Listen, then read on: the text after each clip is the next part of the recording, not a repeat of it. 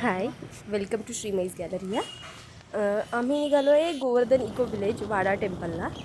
तर आम्ही आता खंडाळ्यापर्यंत पोहोचलो आहे आणि हा जो आपला मोठा टनेल लागतो आहे तिथपर्यंत आम्ही आलो आहे. तुम्ही पाहू शकता, मस्त खूप भारी वाटतं आहे. असं वाटतं आहे की खूप दिवसातून कुठेतरी फिरायला चाललो आहे. ॲक्च्युली आम्हाला उशीर झाला, आम्हाला लवकर निघायचं होतं, पण काही कामासाठी आम्हाला थांबावं लागलं आणि उशीर झाला. आम्ही सगळेच जातो आहे. माझी मोठी ताई आली आहे वर्धेवरून, त्यानंतर 3 नंबरची जिचं चॅनल आहे AR गॅलरी. त्यानंतर आमची एक बहीण आहे अजून स्वप्नदा ताई म्हणून, तीही आलेली आहे. आणि एकीला आम्ही मिस करतो आहे, ती अमरावतीला आहे श्वेता ताई. तर ती आली म्हणजे ही नेक्स्ट टाईम जाऊ आम्ही इको व्हॅलीला. आणि अशा प्रकारे आम्ही आता या टनेलमधून बाहेर येतो आहे. ॲक्च्युली श्रीणीला आणि श्रीमईला असं वाटलं की लाईट गेली होती आणि लाईट आली. तर तुम्ही बघू शकता वातावरण किती मस्त आहे.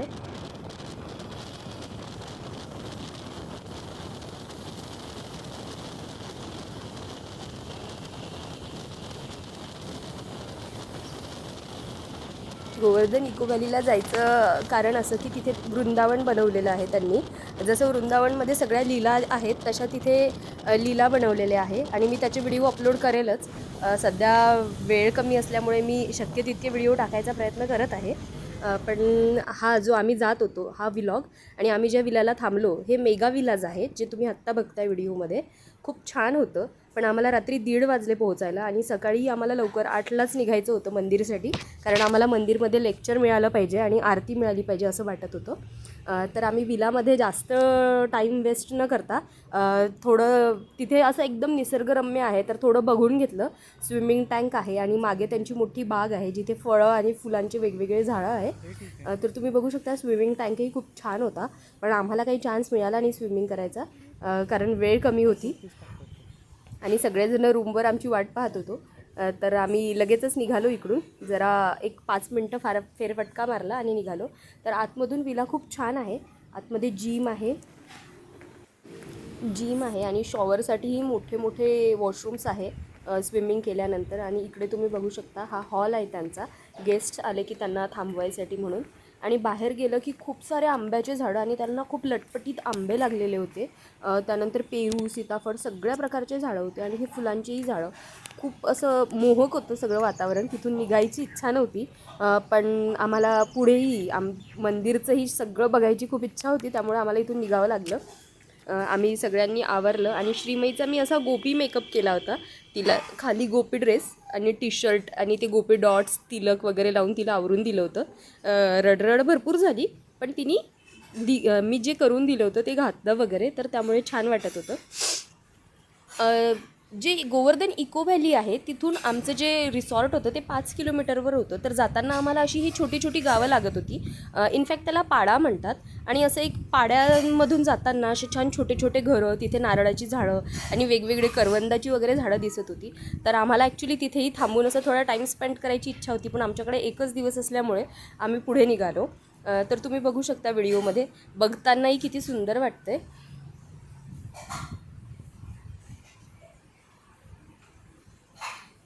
आणि आपल्याला जे ॲक्च्युली पाहायला मिळत नाही, खूप साऱ्या गायी, छोटे छोटे वासरं आणि त्यानंतर वेगवेगळ्या पक्ष्यांची आवाजं.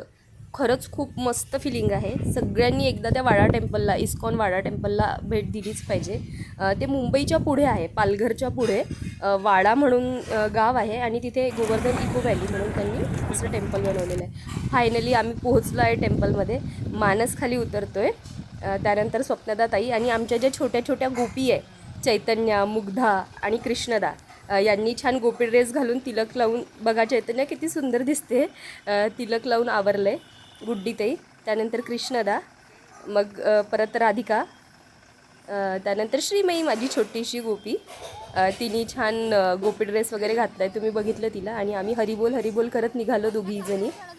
आणि इथे जे आम्ही एंट्री केली तर आम्हाला असं पहिल्यांदाच इतकी सारी हिरवळ बघितल्यामुळे असं झालं की कुठे फोटो काढू आणि कुठे नाही. तर मी श्रीमईला सगळीकडे उभं करून फोटो काढायचा प्रयत्न करत होती, पण फार कमी वेळेस पोज मिळत होती. जास्त वेळ आमचा जवळ घे किंवा रडण्यातच जात होता. तर आम्ही मंदिरात पोहोचलोय, आम्ही दर्शनाला जातो. इथे एक लेक्चर सुरू आहे माताजींचं. तर श्रीमईची जरा कसरत चालली आहे, गोपी ड्रेस हातात धरून कसा चालायचा, तर तुम्ही बघू शकता. पण सक्सेस आहे, छान चालली ती हातात वगैरे धरून. तिला थोडी हेल्प केली वर पायऱ्या चढताना मी, तर तुम्ही बघू शकता. आणि जिजाजींनी एकीकडून हात पकडल्यावर बराच सपोर्ट झाल्यामुळे ती पटपट पुढे चालली होती.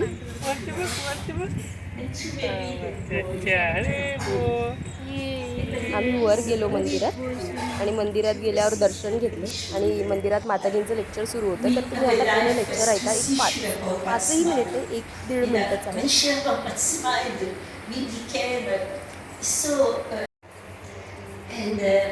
So these difficulties actually they are very special blessing, and it's a test for the devotees if we are able to keep our faith and even to increase our faith and gratitude in this time of difficulties. Krishna will be so pleased, and we will make a lot of spiritual advancement.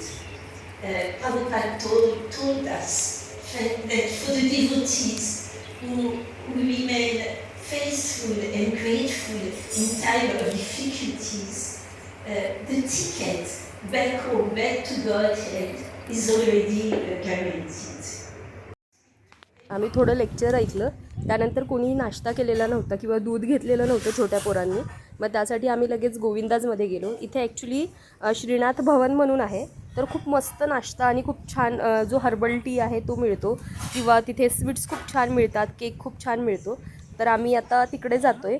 आम्ही breakfast करू आणि मी उरलेले व्हिडिओही upload करणार आहे. तोपर्यंत धन्यवाद. Like करा, share करा, सबस्क्राईब करा. धन्यवाद.